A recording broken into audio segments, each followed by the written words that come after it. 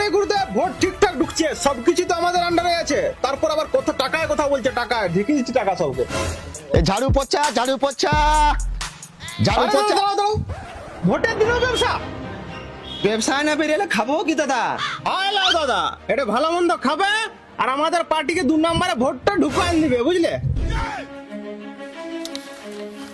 তোমাকে প্রণাম দাদা, আমাকে পয়সা দিও না। তোমার যদি আমাকে দিয়া থাকে তুমি তাহলে আমাকে একটা গরু দাও। হ্যাঁ, গরু কোথায় পাবো দাদা এখন?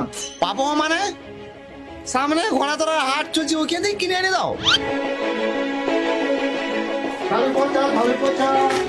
ঝাড়ু পোছা সস্তা দামে 50 টাকা। লাগে ভোটের সিজনে আজকে মনে হয় বিক্রি হবে না। হাতে ফাঁকা জন আসছে।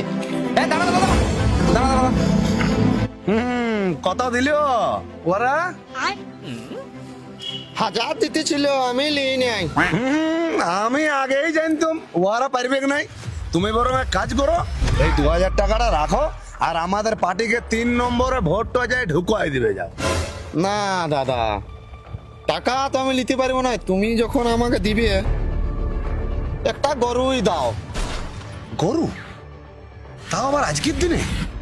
এরা ভোটের দিনে গরু পাবো কোথায়?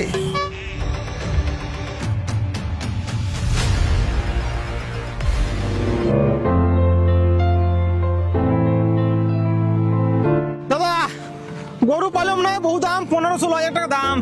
তুমি আর 500 বরং বেশি নিবে, চলো আমাদের টিমে ভোটটা দিবে। জানতাম তোরা পারবে না। এ গুরুদেব শোনো, গরু পাইছিলাম তো অনেক দাম, 20,000 টাকা দাম।